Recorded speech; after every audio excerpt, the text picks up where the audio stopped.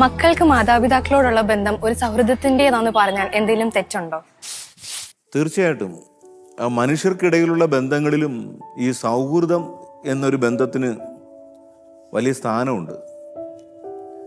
ഈ മാതാപിതാക്കൾ മക്കളോടും പുലർത്തേണ്ട ഒരു സൗഹൃദമുണ്ട്. നമ്മളീ പറഞ്ഞതുപോലെ യേശുക്രിസ്തു ശിഷ്യന്മാരോട് പറഞ്ഞു, ഞാൻ നിങ്ങളെ സ്നേഹിതരെന്ന് വിളിക്കും. ദൈവത്തിൻ്റെ ഒരു ഭാവമാണ് ഈ സൗഹൃദം. അതോടൊപ്പം ദൈവത്തെ അപ്പാന്ന് വിളിക്കണമെന്നും പറഞ്ഞ് നമ്മൾ കേട്ടു. അപ്പം അപ്പനും അമ്മയും എന്നൊക്കെ പറയുന്നത് ഒരു അധികാരത്തിൻ്റെ ബന്ധം എന്നതിനേക്കാൾ ആധികാരികതയുടെ ബന്ധമാണ്. അധികാരം എന്ന് പറഞ്ഞാൽ എന്താ? എനിക്ക് എൻ്റെ മക്കളാണ്, അപ്പം എനിക്ക് അവരുടെ മേൽ അധികാരമുണ്ട്, അതുകൊണ്ട് ഞാൻ പറയുന്നത് അനുസരിക്കണം, ഞാൻ പറയുന്ന കണക്ക് തന്നെ നടക്കണം. ആ അധികാരമല്ല, മറിച്ചൊരു ആധികാരികത, ജീവിതത്തിൻ്റെ ആധികാരികത. ഞങ്ങൾ ദൈവത്തിൽ വിശ്വസിച്ചു, ദൈവികമായി ജീവിക്കുന്നു. ആ ജീവിതത്തിൻ്റെ ആധികാരികത കൊണ്ട് മക്കളോട് അവർ സംസാരിക്കണം. സാധാരണ നമ്മൾ എല്ലായിടത്തും കാണാറുള്ള ഒരു കോൺഫ്ലിക്റ്റാണ്. മാതാപിതാക്കൾ അവർക്ക് മക്കൾക്ക് വേണ്ടി ചെയ്തതിൻ്റെ കഷ്ടപ്പാടിൻ്റെ കണക്ക് പറഞ്ഞും ഒക്കെ ഇവരെ ഇങ്ങനെ ഒരു ഇമോഷണൽ ബ്ലാക്ക് മെയിലിങ്ങിൽ നിർത്താൻ ശ്രമിക്കുന്നത്.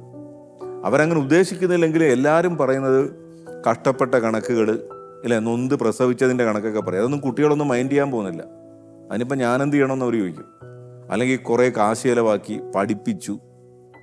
സ്നേഹമുണ്ടെങ്കിലും മാതാപിതാക്കൾ ഇതൊക്കെ പറഞ്ഞുകൊണ്ടിരിക്കും. അപ്പോൾ ഇതൊക്കെ ബന്ധത്തിൽ അറിയാതെ കയറുന്ന ഒരു അവകാശവും അധികാരവുമാണ്. പക്ഷെ ബന്ധത്തിൽ ആദ്യമായിട്ട് നമ്മൾ മനസ്സിലാക്കേണ്ട കാര്യം, ഓരോ മാതാപിതാക്കളും മനസ്സിലാക്കേണ്ട കാര്യം, സത്യത്തിൽ നിങ്ങൾക്ക് കുഞ്ഞുങ്ങളില്ല എന്നുള്ളതാണ്. കുഞ്ഞുങ്ങളില്ല എന്ന് പറയുമ്പോൾ പിന്നെ ഈ കാണുന്നത് എന്താ? അത് ദൈവത്തിൻ്റെ കുഞ്ഞുങ്ങളാണ്. ദൈവം തൻ്റെ മക്കളെ നിങ്ങളെ ഏൽപ്പിക്കുന്നു. ഇപ്പം നമ്മൾ തിരുക്കുടുംബത്തിൻ്റെ കാര്യം പറയുന്നില്ലേ? പരിശുദ്ധാത്മാവിൻ്റെ ദൈവപിതാവിൻ്റെ മകനെ നസറത്തിലെ ജോസഫിനും മറിയയ്ക്കും ഏൽപ്പിച്ചു. എല്ലാം ദൈവത്തിൻ്റെതാണെങ്കിൽ നിങ്ങളുടെ മക്കളും ദൈവത്തിൻ്റെതാണ്. ആ ദൈവത്തിന് വേണ്ടി മക്കളെ വളർത്തുന്നു എന്നൊരു ജാഗ്രതയും ശ്രദ്ധയും ഉണ്ടാകണം. ഒരു സൗഹൃദത്തിൻ്റെ ബന്ധത്തിലേക്ക് കടക്കാതെ, ഈ സൗഹൃദത്തിൻ്റെ ബന്ധം എന്ന് പറഞ്ഞാൽ എന്താ? നമ്മൾ സാധാരണഗതിയിൽ പറയും വാടാ പോടാ റിലേഷൻഷിപ്പ് എന്ന് പറയും. ഈ വാടാ പോടാ റിലേഷൻഷിപ്പ് എന്ന് പറയുമ്പം അപ്പനെയും അമ്മയും പേരിട്ട് വിളിക്കുന്നതോ അല്ലെങ്കിൽ വാടാ പോടാ എന്ന് പറയുന്നതല്ല. ഒരു സമത്വത്തിൻ്റെ റിലേഷൻഷിപ്പ്. ആരും വലുതല്ല ചെറുതല്ല. സുഹൃത്തുക്കളോട് എന്തും പറയാം, എന്തും ഷെയർ ചെയ്യാം.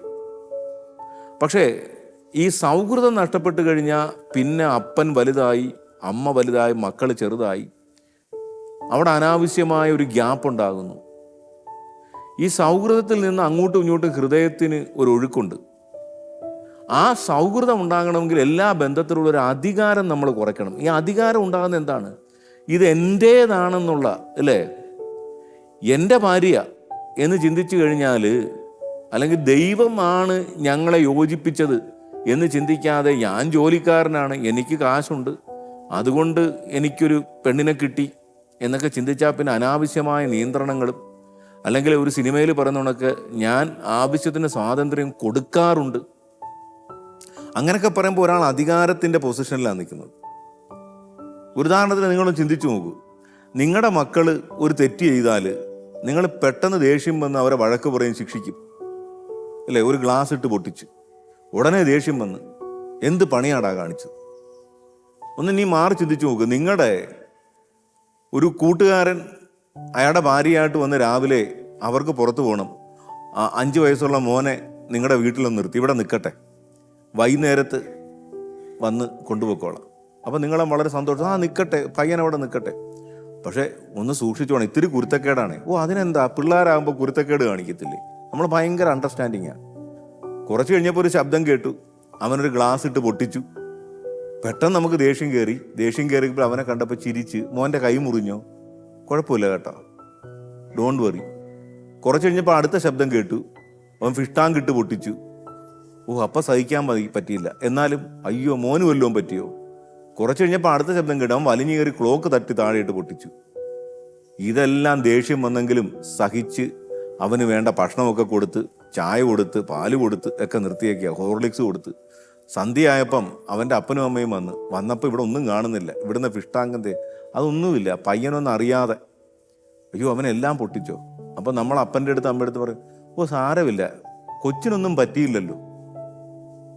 അത്ര നല്ല മനസ്സോടെ അല്ല പറയുന്നെങ്കിലും നമുക്ക് ആത്മസംയമനം ഉണ്ടായതിൻ്റെ കാരണം എന്താ? ഇതെൻ്റെ മകനല്ല, ഇവൻ എൻ്റെ മകനല്ല, മറ്റൊരാളുടെ മകനാണ്. ആ അധികാരവും അവകാശവും ഇല്ലാത്തത് കൊണ്ട് നമ്മൾ ആത്മനിയന്ത്രണം നമുക്കുണ്ടായി. ഇത് തന്നെ നമ്മൾ സ്വന്തം എന്ന് കരുതുന്ന മക്കളുടെ കാര്യത്തിലും ചിന്തിച്ചാലോ, ദൈവത്തിൻ്റെ കുഞ്ഞാണ്. അപ്പോ അത്രയും ആദരവോടും ശ്രദ്ധയോടും ഞാൻ കൈകാര്യം ചെയ്യണം, അല്ലേ? ബൈബിളൊരു വചനം പറയുന്നില്ലേ, ഈ ചെറിയവരിൽ ഒരുവനെ നിന്ദിക്കാതിരിക്കാൻ സൂക്ഷിച്ചുകൊള്ളുവൻ, കാരണം അവൻ്റെ കാവൽ ദൂതൻ സദാസമയം ദൈവത്തിൻ്റെ മുഖം ദർശിച്ചുകൊണ്ടിരിക്കുന്നു. നിങ്ങളുടെ വീട്ടിലെ ചെറിയവരിൽ ഒരുവനെ. അപ്പോൾ സ്വാഭാവികമായിട്ടൊരു ചിന്ത ഉണ്ടാകും, ഓ ഞങ്ങളിങ്ങനെ ഒരുപാട് സ്നേഹത്തോടും എളിമയോടും ആദരവോടും ഒക്കെ മക്കളോട് പെരുമാറിയ ഇവരങ്ങ് വഴിതെറ്റിപ്പോകും. ഇല്ല, നിങ്ങളുടെ ആദരവും സ്നേഹവും എളിമയൊക്കെ തന്നെയാണ് അവരുടെ ഹൃദയത്തിലേക്ക് ഒഴുകുന്നത്. അവരും അങ്ങനെയായി മാറും. അപ്പം അതുകൊണ്ടാണ് പറയുന്നത്, അപ്പൻ്റെ അമ്മയുടെ ഉത്തരവാദിത്വത്തിൽ ഒട്ടും കുറവുണ്ടാകരുത്. അപ്പനും അമ്മയെന്ന് പറയുന്നത് ഈ മക്കളെക്കുറിച്ചുള്ള ഏറ്റവും ജാഗ്രതയും ഉത്തരവാദിത്വവും ഉള്ളൊരു പൊസിഷനാണ്. അതേസമയം ആ ബന്ധത്തിനുള്ളിൽ തന്നെയുള്ള നിങ്ങളുടെ സുഹൃത്ത് പുറത്തു വരണം. അവരുടേതായ തലത്തിൽ നിന്ന് അവരോട് സംസാരിക്കാൻ, അവർക്ക് ഹൃദയം തുറന്ന് കാര്യങ്ങൾ പറയാൻ സാധിക്കും വിധത്തിൽ സൗമ്യമായ ബന്ധം നമ്മൾ രൂപപ്പെടുത്തണം. ഇതാണ് ക്രിസ്തു നമ്മുടെ മുമ്പിൽ കാണിച്ചത്. സ്നേഹിതനെന്ന് ഞാൻ വിളിക്കുന്നു. മക്കളോട് അപ്പനും അമ്മയും പറയണം, നിങ്ങളെന്നെ അപ്പനെന്ന് വിളിക്കുന്നു, അമ്മയെന്ന് വിളിക്കുന്നു, പക്ഷേ ഞാൻ നിങ്ങളുടെ സ്നേഹിതൻ കൂടിയാണ്.